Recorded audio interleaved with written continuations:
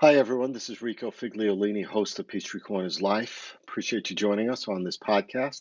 This is a special podcast about a pest that's out there that people have been talking about on Nextdoor and other sites, and it's been in the news.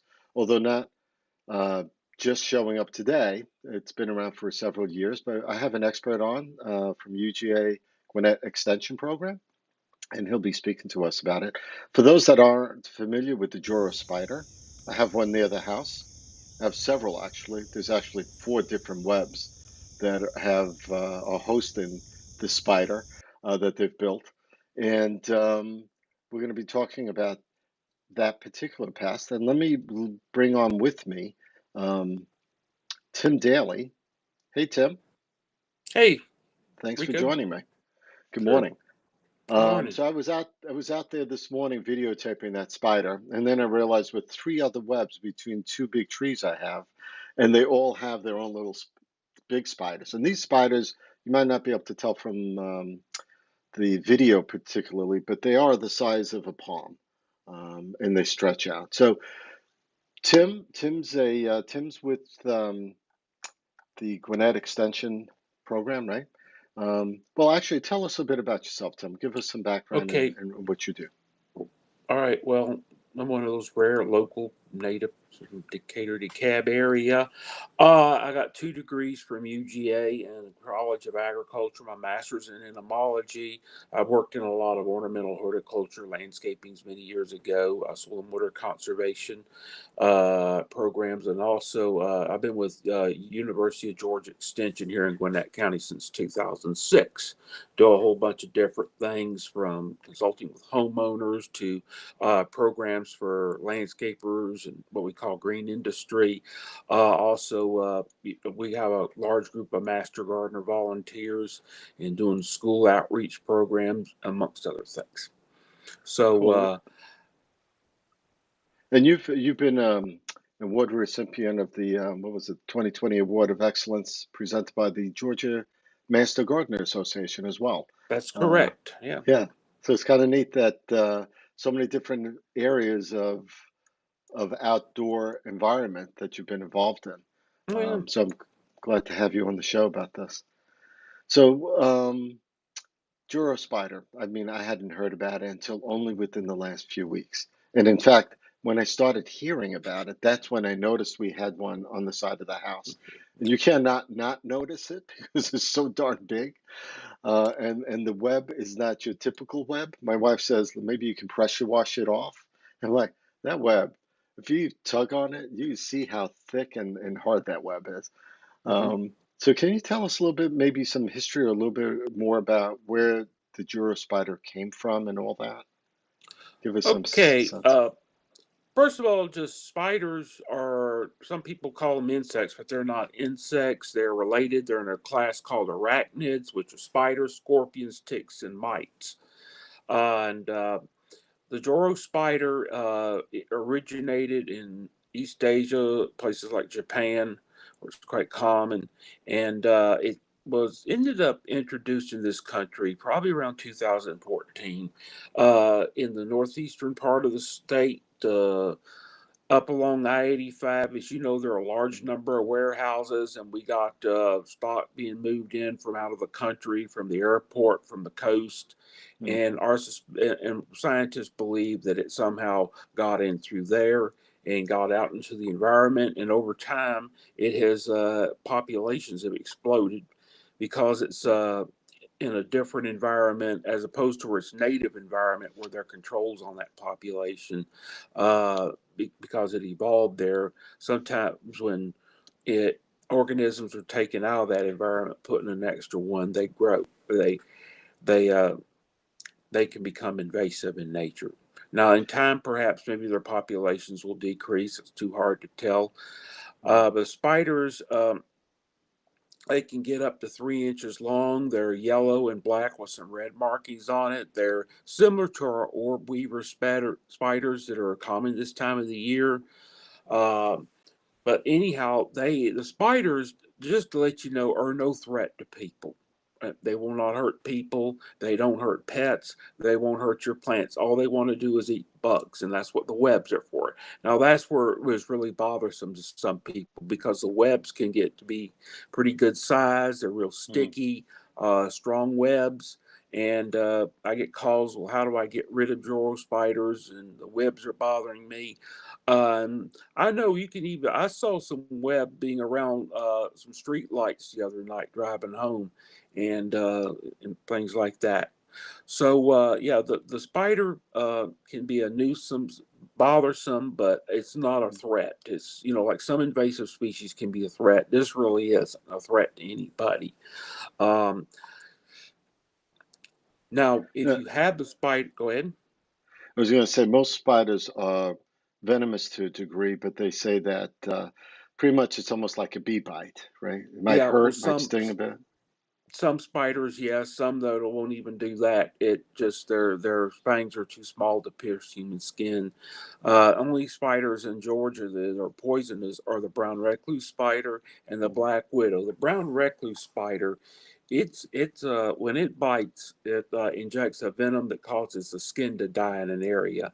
However, these bites are quite Oh, rare, and brown recluse spiders are quite rare in the Gwinnett area. It's more north and west of here, and and even if they have them in your house, that doesn't guarantee that you will be bitten. There was some family out in the Midwest that had uh, they determined had a couple thousand in their home. They've been living in there years and have never had trouble with them. wow. So, but as I said, here in Georgia, they're quite rare. The other one is the black widow Hmm. spider. Is a shiny black spider with red markings on its abdomen. They are poisonous, but often they're under things. You'll find them under rocks, under boards, logs, and things like that. So really, coming into contact with them is there's quite rare that people get bitten by them. They're really not that bothersome. So It's Tim, just you, yeah. with the Joro spider, Hmm. where's the natural? I mean, I see them outside. I see them between trees. I see them hanging on the side of the Hmm. house with their spider webs. Some spiders tend to make homes inside a home, like an attic or Hmm. you know. Do Joro spiders do that? I mean, where would you No, normally by find them? nature they don't. They're an outdoor spider. Some spiders, like the house spider, will come in, and you may have seen them in your home. But I mean, they're totally harmless. They're just bothers. They're a nuisance pest. Juro spiders. Now, if you find one in your home, it wandered in there by accident. Didn't mean to get in there. It's what we call an occasional accidental invader. But it's not. That's not where it wants to be. It wants to be outside to catch the bugs. And what normally, I mean, I've seen, or I've heard actually, that because the spider webs can be so big and so resilient, that sometimes hummingbirds might get caught in them. What is the natural diet of a Joro spider? What would they prefer eating? There's a variety of insects, basically anything that flies in their web. Now, there's a invasive pest around here called a brown marmorated stink bug. It eats plants, but it also congregates in large numbers on people's homes and can Hmm. get into homes, and Yeah. that's a nuisance. Joro spiders love to feast on those. I've seen Huh, their nests with several of them, which is a good really? thing. All right. And has the Gwinnett Extension, or have you noticed, with your professional peers, are there a lot more people calling in about these spiders Oh yeah, and I've got numerous calls about, oh, I got these spiders in my backyard. right? I know my sister called me. She lives in Jackson County and said that she called me about what's this big old spider in front of my window, and I explained it. She says they're all over the place up there. I have a lot of people in Athens I know, and they're telling me Right. it's really really big over there. A lot of them, they're everywhere. It's amazing because I just, just hearing about it all over the last couple of weeks, and then all of a sudden seeing, at least five or six. If I see five or six outside on webs now, I can imagine how many more I would see if I don't do anything, right? Um, Yeah. so is there a way, I mean, how would you control, pest control this type of species? Well, the thing is, one of the best control is a broom in knocking their webs and smashing them with the broom is probably a good way. You can try to Okay. use like a raid or one of those flying insect sprays to spray on their webs, and that might work. But really, there's really not that much you can do to control them. That's the best couple ways right there. What's the Sometimes just nature will control.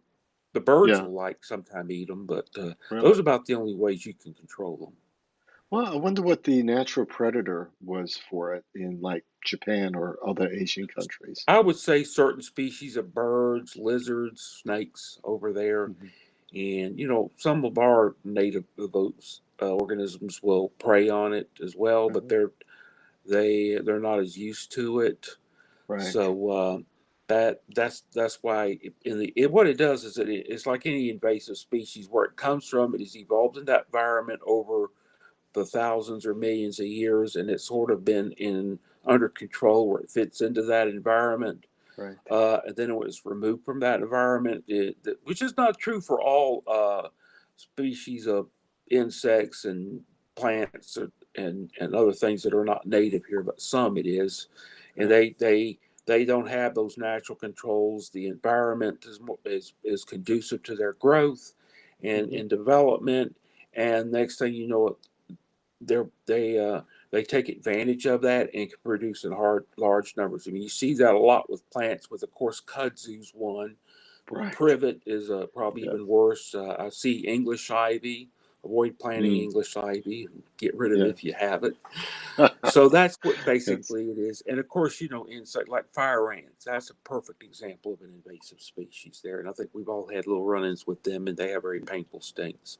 Oh my, yeah. I think my son actually had a allergic attack once when he was a young kid, like 5, 6 years old. He was bitten up. They were running up his legs pretty much. Fire ants. Um, yeah, kudzu. I mean, I moved down here in 1995, just before the Olympics. Never seen kudzu before, and that's it looks beautiful. I mean, when you see rolling areas of kudzu, it does look beautiful, but I can see how it just takes over an area and just smothers everything that might be under it. It was brought into this country back in the earlier part of the last century for erosion control and also for animal Right. forage. And it was Hmm. planted widely, like the Soil Conservation Service was doing that and other entities. But by the 1950s, they realized they had a problem with it. And you can see Yes. where it is today. Yes, yes. So it's amazing how I mean, we're a global society now. Everything comes in. China, I mean, we import probably God, 70, 80% of our products come from Asia and South Pacific area.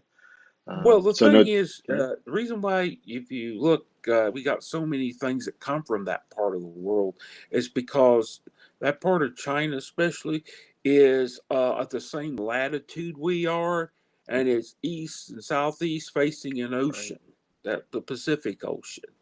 So yeah, that's why the climate is very similar in a lot of ways to what we have over here. yeah, So that's why these so many invasive pests. Well, not all, of course, but so many right. do come from that part of the world. So contacting a pest control company might not necessarily be any better than just taking a broom to it, I'm assuming. That's correct. Okay. Because All right. pest control companies, that's what they would do. They have some sprays that can, get rid of them, but it really isn't worth it. You can get rid of them just by the Yeah, brooms and, yeah. or if you want to use an insecticide and spray. What's the gestation period of a spider like that? Because I mean, they can have a spider sac, right? With a Yeah. hundred Well, of them in basically, there. they overwinter and they hatch out. They're quite small during the spring and summer, but late summer and the fall, they really grow and get large and they reproduce. And their lifespan. Just the season, they'll Really? die when the weather gets cold. Huh. So And if the we ever new, get, huh? well, some folks says we might have a cold winter, but that doesn't matter. It's just their life cycle is Right, like right. that. I was going to say might get cold. Who knows? It's been raining a lot, so I mean, Yeah. cold maybe that'll come in. But Mhm. so we've So besides this type of spider coming in, are there other, have you heard of other um, insects and other spider types that maybe that you're hearing more of lately in the past year? Well, not so much spiders, but I mentioned the brown marmorated stink bug was one. Hmm. There's something called an emerald ash borer, which is it got into, I'm thinking maybe 15 plus years ago, and up and around Chicago and Great Lakes area, and it spread all over, Yeah. destroying ash trees. Although we don't have a very large number of ash trees, but they've been found in Georgia. Hmm. I always say just because you haven't found an invasive species hadn't been found in your county doesn't mean it's not there. It just hadn't been found. Um, Mm. and now down on coastal Georgia, about 20 years ago, an insect called red bay ambrosia beetle got in, Uh-huh. and what it does is it attacks plants in the laurel family, and down on the coast is the red bay tree. And this little insect goes into the tree and introduces a fungus that causes the vascular system to be clogged up. So if you take and cut Wow. a branch off of it, and you'll see the darkening on the inside of the branch is the fungus, and that has killed a lot of red bay trees down the Georgia coast. You'll see Wow. them. There's concern that it's moved into Florida and is threatening the avocado crop because avocados are related to that. And up here in North Oh. Georgia, we don't have much.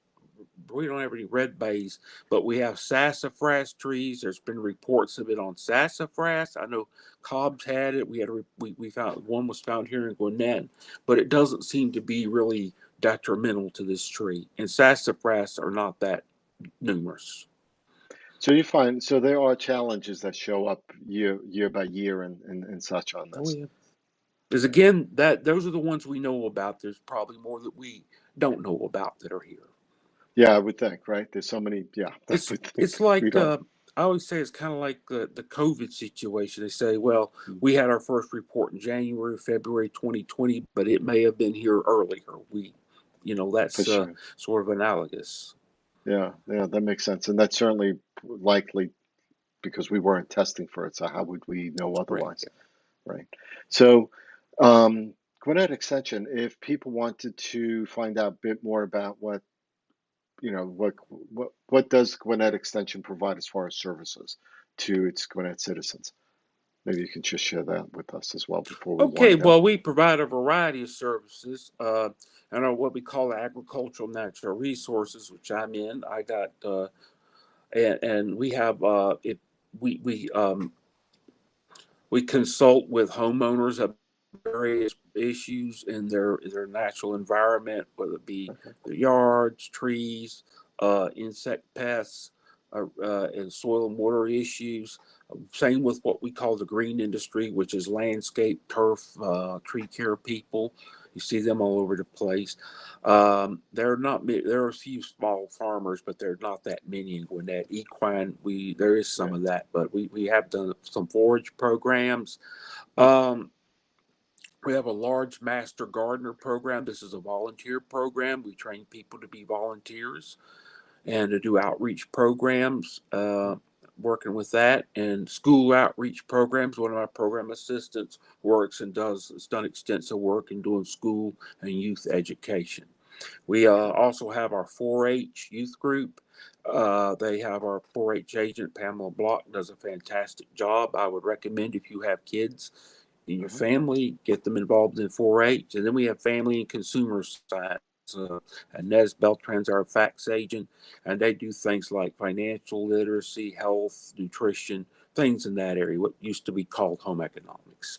Okay. And So, if you would like to find out more about us, go to ugaextension.org/Gwinnett. ugaextension.org/Gwinnett. excellent.